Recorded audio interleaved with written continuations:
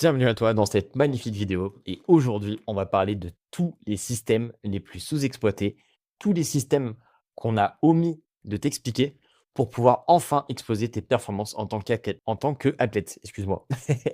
Ok, on t'a peut-être déjà dit, et même toi tu t'es déjà dit que, bah écoute, pourquoi je veux encore optimiser ma santé sachant que je dors bien, je dors 7 heures, je mange des protéines, des lipides, des glucides, tout à tous mes repas, je mange plutôt varié, etc.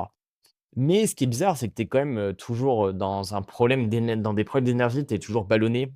Tu n'arrives pas, en fait, à bien maîtriser ton énergie au quotidien. Tu es toujours des fois, dans des phases où à 14 heures, tu as des coups de mou, tu as des coups de barre et tu sais pas pourquoi.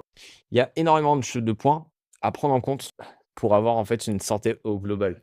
Il y a pas que le sommeil, il y a pas que l'alimentation. Certes, c'est les socles, mais ce que je vais t'expliquer ici, là, tout ce que tu vois là, c'est vraiment les systèmes les plus sous-exploités et même les routines les plus sous-exploitées, omis de t'expliquer pour que tu puisses être en meilleure santé. Si tu me connais pas, moi je m'appelle Thomas, je suis accompagnant en santé et en performance, je suis élève du centre de Hermès de Pierre Dufraisse et grâce, à ces encadrements, grâce, aux choses que Pierre me transmet au sein de son centre, je peux, bah, potentiellement t'expliquer toutes les choses, toutes les routines qui vont te permettre de pouvoir, vivre à ton plein potentiel et enfin décoder les problèmes de santé que tu peux avoir. Donc sans plus tarder, on va parler de quelque chose, c'est l'impact de ton environnement sur ton énergie, sur ta manière d'être, efficace dans ta journée, que ce soit au travail, que ce soit au niveau de ton sport. N'ignore pas ton impact. Donc là, du coup, on va pouvoir discuter de la lumière, on va pouvoir discuter du bruit. On va pouvoir aussi discuter des perturbateurs endocriniens, du coup, de l'air dans ton appartement et aussi des fameux champs électromagnétiques. Après, on va pouvoir discuter un petit peu du rythme circadien qui est l'élément le plus central et après, on va discuter du mal du siècle qui est la sédentarité. Que tu sois un athlète, que tu sois une personne sédentaire ou n'importe qui, on est tous assujettis à la sédentarité. C'est le mal du 21e siècle. Sans plus tarder, on va discuter un petit peu de pourquoi justement, tu vas me dire: «Thomas, mais pourquoi la lumière? Qu'est-ce qu'elle a à voir justement dans mon énergie, la lumière?» La lumière, c'est la base de tout.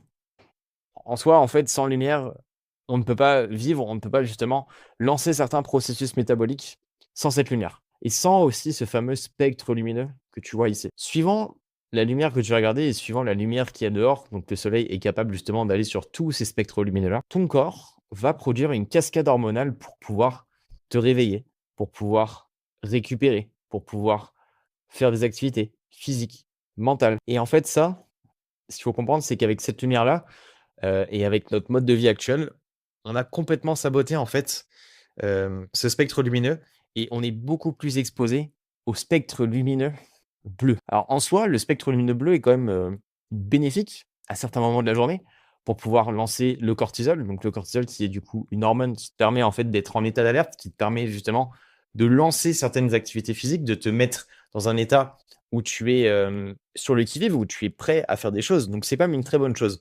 Sauf qu'on sait pertinemment que la dose fait le poison et dans notre mode de vie actuel, on est sur, heu, on est sursoumis, hem, à cette lumière bleue et ce qui nous, en fait, crée des dérèglements hormonaux.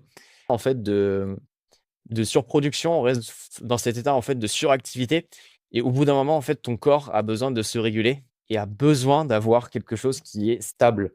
En l'occurrence, si tu es trop exposé justement à des spectres lumineux de type bleu, tu vas créer des déséquilibres hormonaux, tu vas créer des déséquilibres au sein de ton corps parce que justement, c'est grâce à la lumière que la plupart des processus métaboliques, que ce soit ta digestion, que ce soit la production aussi de toutes les hormones pour, hem, bah, vivre de manière, normale et en pleine vitalité, ont besoin du spectre lumineux. Donc, ça, c'est quelque chose qui est très important à savoir gérer. Donc, les conseils que je peux te donner, c'est à partir du moment que le soleil n'est plus, du coup, dans ton champ de vision, le soleil commence, du coup, enfin à se coucher, je te conseille très vivement de retirer le spectre de lumineux bleu. Parce qu'en fait, il faut que tu comprennes que en soi, ce spectre lumineux-là, c'est exactement la même chose que le sunrise, donc le lever, le coucher de soleil. Au début, le lever de soleil, on est sur des lumières qui sont très puissantes, qui sont très bleutées et vont te permettre, en fait, de lancer ta journée. Plus la journée va passer, plus on va passer sur des longueurs d'onde qui sont longues et plus chaudes. Donc, les couleurs qui sont chaudes comme ça, donc la lumière avec un certain nanomètre qui est plutôt puissant, qui est plutôt long, ça va nous permettre du coup de régénérer nos cellules, de régénérer la journée qu'on a faite et enfin commencer à récupérer de tout ce qu'on a fait, que ce soit physique ou mental, pour commencer en fait à réorganiser les choses dans notre corps et dans notre cerveau. C'est extrêmement important de savoir gérer son spectre lumineux. Donc tu regarderas justement, dans la vidéo, en commentaire, en description, je vais te mettre justement, un document qui fait une quinzaine de pages où j'ai travaillé justement, sur de la recherche, beaucoup plus en détail sur ce fameux spectre lumineux. Pourquoi justement il est extrêmement important de le comprendre, de savoir le gérer et surtout en fait de le respecter. Parce que maintenant de nos jours, on est entièrement capable de vivre 24 heures avec de la lumière sous nos yeux et ce qui va complètement dérégler à terme notre, métabolisme et notre homéostasie. Il faut toujours qu'on soit sur les rythmes naturels. Notre corps n'a pas encore évolué ni adapté à ce changement. On va maintenant parler un petit peu de choses, hop, les fameux champs électromagnétiques. D'ailleurs, hein, pourquoi justement j'ai des écouteurs, filaires, je vais te raconter une anecdote et c'est ce qui m'a mis la puce à l'oreille sur réduire drastiquement réduire drastiquement mon exposition aux champs électromagnétiques.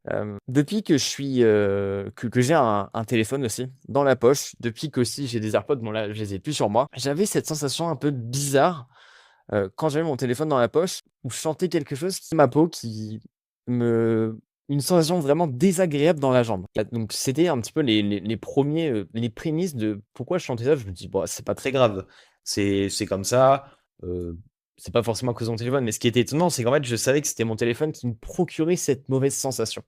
Deuxième chose qui m'a mis la puce à l'oreille, c'est maintenant il y a 1 an, c'est que je ne suis plus capable de garder mes AirPods pendant 1 heure et demie, 2 heures. À partir de 1 heure et demie, 2 heures, je sens ma tête qui est complètement embrumée, qui est com en fait, c'est comme si j'étais, dans une cage sous pression où je sens vraiment un un brouillard, mental qui commence à émerger au bout de 2 heures et je suis plus du tout capable de travailler.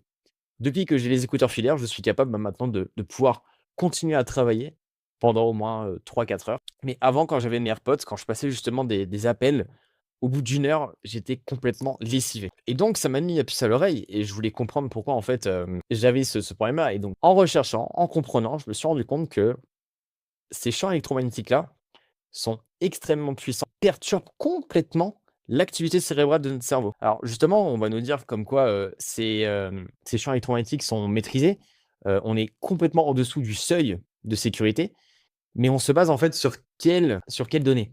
On n'a pas encore assez de recul pour savoir justement comment le Bluetooth, comment, les récepteurs de notre téléphone, que ce soit la 5G, la Wi-Fi, le Bluetooth, qu'est-ce qu'on a d'autre? Le GPS, le GLONASS.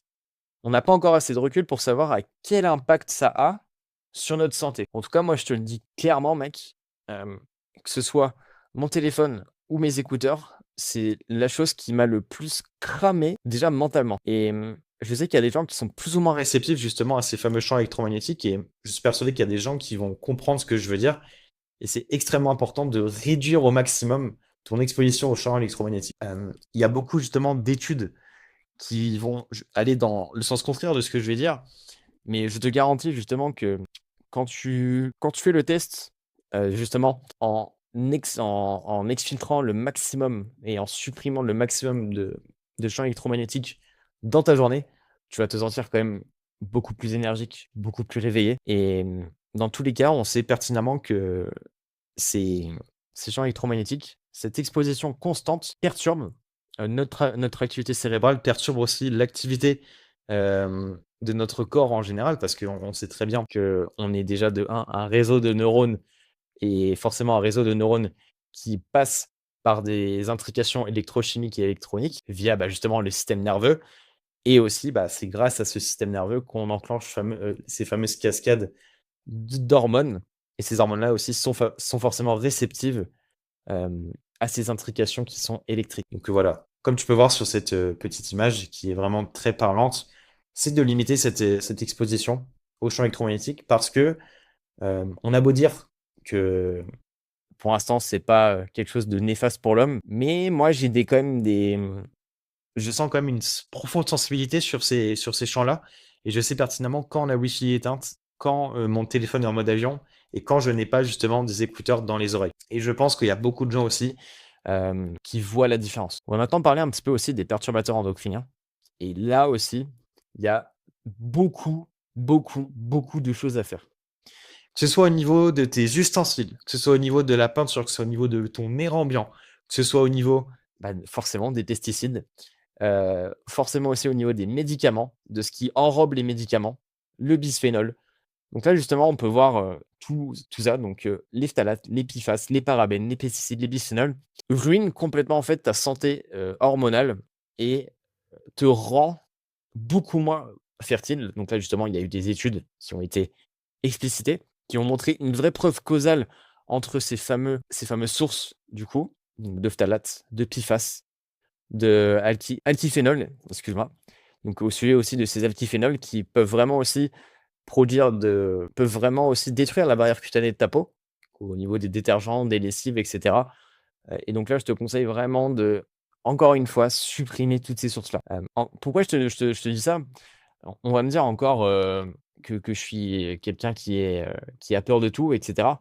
Mais quand on sait justement que 100 de la population française possède dans son sang des particules de microplastiques, des perturbateurs endocriniens de son corps, et que justement, on sait pertinemment que le phtalate, le bisphénol, les PFAS changent complètement ta structure hormonale et du coup féminise malheureusement la population masculine et donc qui réduisent vraiment la production de spermatozoïdes. Et donc par conséquent, il peut y avoir un vrai problème de fertilité. Et on sait pertinemment que l'infertilité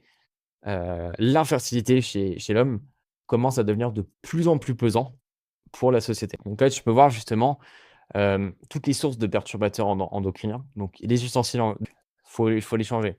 Limiter aussi son exposition aux détergents, à la peinture, parce qu'on sait pertinemment que ce sont des dérivés du pétrole et on sait que ces éléments-là, du coup, à la source de chaleur, à la source de à la source de lumière, à la source de froid, libèrent justement des particules quand tu les inhales, qui peut vraiment changer la structure de tes hormones et produire plus ou moins d'oestrogènes et donc par conséquent féminiser la population. On va aussi du coup un petit peu discuter de l'air ambiant. Je sais pas si tu savais, mais l'air ambiant de ton appartement est aussi pollué. Ça aussi quand j'ai entendu ça, ça m'a retourné le crâne. L'air ambiant de ton appartement est aussi pollué que les stations de métro. Pourquoi? Parce que tu n'as pas de plantes, tu as la peinture qui macère du coup l'air de ton appartement et ta tu n'aères jamais ton appartement. Jamais tu n'ouvres les fenêtres, jamais tu n'ouvres les portes, jamais tu fais entrer de la nouvelle lumière dans ton appartement et tu sais pertinemment que l'air au final a besoin d'être renouvelé, a besoin d'être recyclé. Tout ce qui est stagnant va finir par macérer, va finir par commencer à s'autodétruire. Que ce soit pour les flaques, que ce soit pour ton système lymphatique, que ce soit pour l'air. Tout a besoin d'être recyclé, tout a besoin d'être en mouvement, qu'on puisse justement être toujours en bonne santé. C'est radical, c'est obligatoire pour chaque élément vivant. Petite pause, je bois.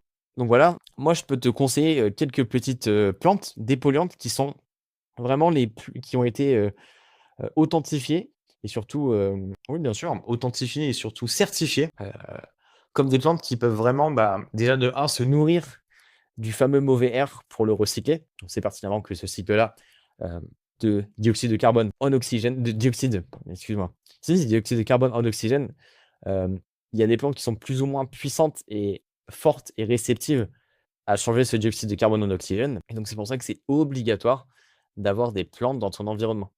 Donc là, moi, personnellement, qu'est-ce que j'ai comme plante? J'ai du chlorophytum. Qu'est-ce que j'ai aussi les fameuses plantes les langues de belle-mère. J'ai aussi, je ne sais plus comment elles s'appellent, mais ça ressemble beaucoup à ça. Ce sont comme des dragonniers, ce sont les fameuses plantes aussi qui demandent aussi très peu d'entretien. Le chlorophytum, vraiment, c'est des plantes qui demandent aucun entretien. Tu les mets juste à une source lumineuse, les arroser 2 fois dans la semaine et elles vont rayonner. Et moi, je trouve personnellement que rajouter aussi des plantes stratégiquement dans ton appartement, rajoute du vivant dans ta pièce, rajoute aussi un nouvel air à ta pièce. Hem, Tu le sens pertinemment que quand il y a pas de plantes dans une pièce d'un appartement, tu sens l'air qui est sec, tu sens l'air qui est un peu différent. Mais dès que tu as justement un peu de verdure, un peu de vivant dans ton appartement, ça change complètement l'air de ta pièce. Et déjà de un, tu le ressens en termes d'énergie et tu le ressens aussi en termes scientifiques parce qu'on sait pertinemment que de l'air qui macère pendant un certain temps n'est vraiment pas bon pour ta santé. Voilà, et donc aussi je voulais te montrer un petit peu les «dégâts» entre guillemets que font, le Wi-Fi dans l'expansion de la vie et surtout de vie vis-à-vis de la terre et surtout des plantes. Là, tu peux voir, une image qui est quand même très connue. Quand le Wi-Fi est allumé et quand le Wi-Fi n'est pas allumé, on voit vraiment que les ondes justement de vrais dysfonctionnements pour la procréation, pour le lancement, justement et surtout l'évolution des plantes.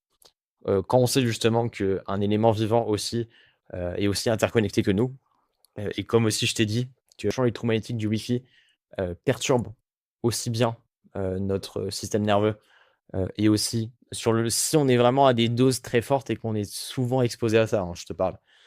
Au bout d'un certain temps, ça va créer des dégradations vis-à-vis de notre système nerveux et de la plupart des systèmes qui nous composent. Endocriniens, digestifs, cardiaques, respiratoires et tout ça. On va maintenant parler d'un point extrêmement central qui est le fameux rythme circadien. Et je veux te dire justement que le rythme circadien, c'est un travail de tous les jours à faire. Donc justement, quand on te dit que la récupération, c'est pas seulement ne rien faire, c'est complètement faux. Tu as justement un rythme qui est depuis la nuit des temps, parce qu'il y a une alternance jour, nuit, après-midi, soirée. Et dans ces chaque moments-là, ton corps normalement est prédisposé à faire telle ou telle activité et plus fort à faire telle ou telle activité dans la journée. Pendant la nuit, on sait pertinemment que déjà de un, c'est là où on doit dormir, c'est là où on est dans une période de repos, de récupération. On est là dans une période où, qui est propice, heu, à créer justement, hem, un meilleur humain en soi, vraiment, concrètement, si parce que si on se base justement sur, les hormones qui sont les plus présentes quand on dort, elles sont vraiment là justement pour heu, attaquer le monde d'une meilleure manière. Et donc là, par conséquent, la nuit est vraiment faite et vraiment designée pour ta récupération et ta croissance. Ça, du coup, c'est un fait, c'est inévitable, c'est comme ça que ça se passe. Mais cependant, on sait que ce qui se passe le matin, ce qui se passe justement aussi, dans cette période-là, il y a des intrications, chimiques qui se font dans ton corps et qui lancent ta journée, qui te font démarrer ta journée. Et là, comme tu vois justement, on est sur la moyenne, mais c'est ce qui se passe pour la plupart des gens. C'est le matin qu'on est le plus frais, c'est là où on a le plus haut niveau d'alerte, où on est capable, du coup, de faire des tâches quand même qui demandent beaucoup de ressources physiques ou psychologiques. Cependant, pendant la journée, et le soir, là, on a justement, hem, d'autres aspects qui vont se créer, heu et où on est justement un peu plus fort. On sait pertinemment que depuis l'évolution, Hem, les tâches, on va dire les plus, dures, on les fait le matin et les tâches un peu physiques qui ne demandent pas tellement de ressources psychologiques, on les fait plutôt le soir. Et ça justement, je te conseille très sincèrement d'être toujours dans ce rythme-là. Le plus important en fait, c'est d'être, au rythme du soleil. C'est tout. Tu regardes et tu regardes le soleil se lever et se coucher et tu verras en fait naturellement que tu vas te calibrer sur ça.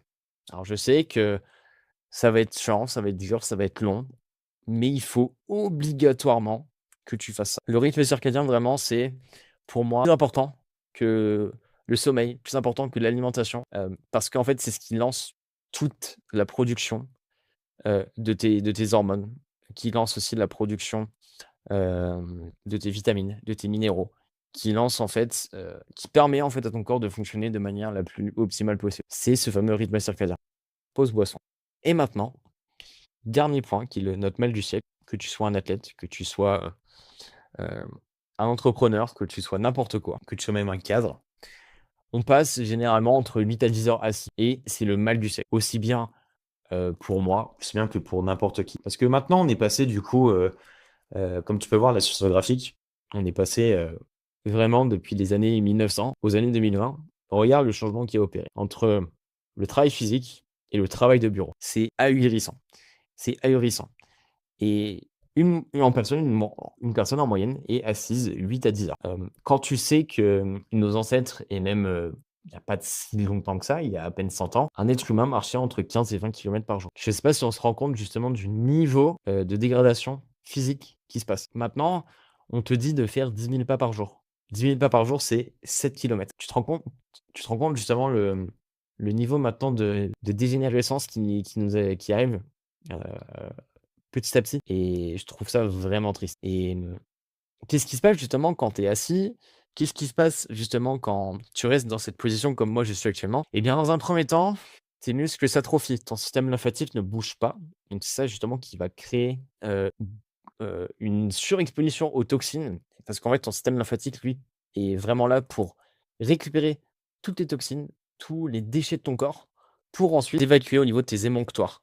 Donc que ce soit au niveau de ton nez, au niveau de ta bouche, au niveau de ta peau, au niveau de tes aisselles, au niveau de n'importe quoi. Ton système lymphatique est présent pour et c'est vraiment la déchetterie et malheureusement, le système lymphatique, il a pas de pompe comme le cœur pour pouvoir expulser le sang qui a déjà été, irrigué comme avec le cœur qui fonctionne comme une pompe.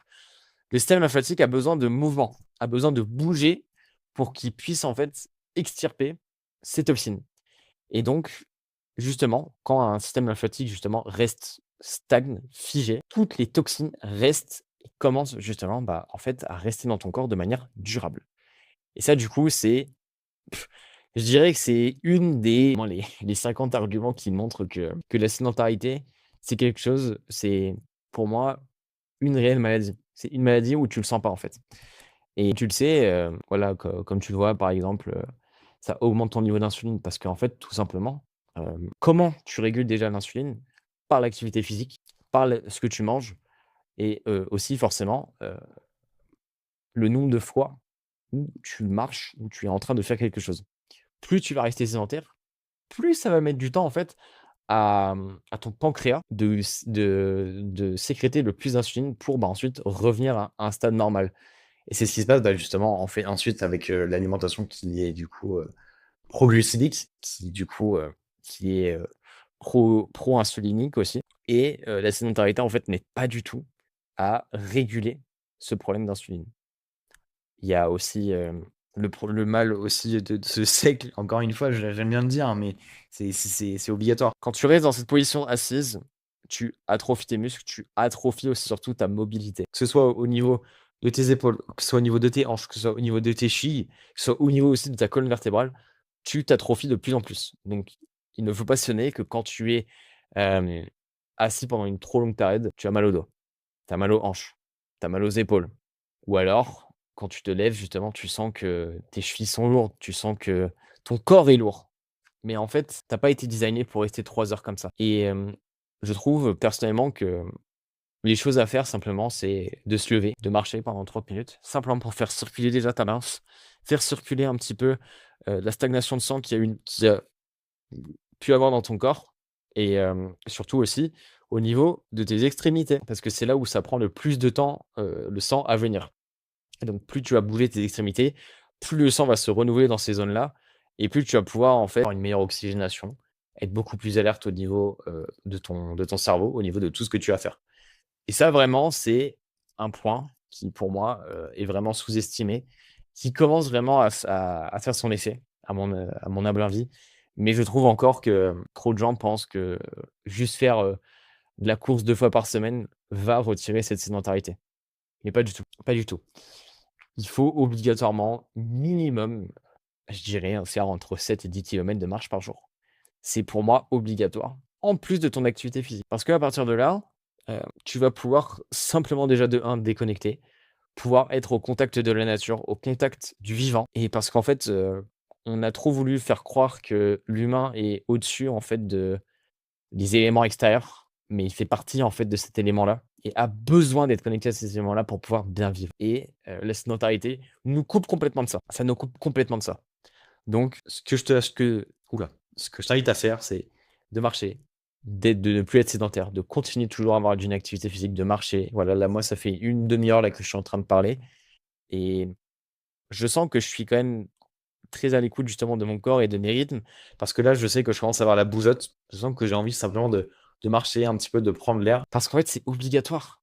C'est obligatoire et on n'a pas besoin en fait d'avoir des preuves scientifiques, même si genre des gens ont besoin de ça, mais quand tu es vraiment connecté à tes sensations, tu n'as pas besoin d'avoir, des études épistémologiques. Tu n'as pas, besoin d'avoir des études avec le plus haut taux, de complétion, avec des méta-analyses, qui regroupent 300 000 personnes. Une fois que tu es au courant de ce qui se passe dans ton corps et bah, tu vas voir que ça change énormément de choses. Voilà en tout cas, pour moi, les systèmes les plus sous-exploités pour, enfin vivre à son plein potentiel. La lumière, les champs électromagnétiques, les perturbateurs endocriniens, le fameux rythme circadien et la sédentarité. Voilà en tout cas pour moi les choses les plus importantes que tu pourrais mettre en place directement.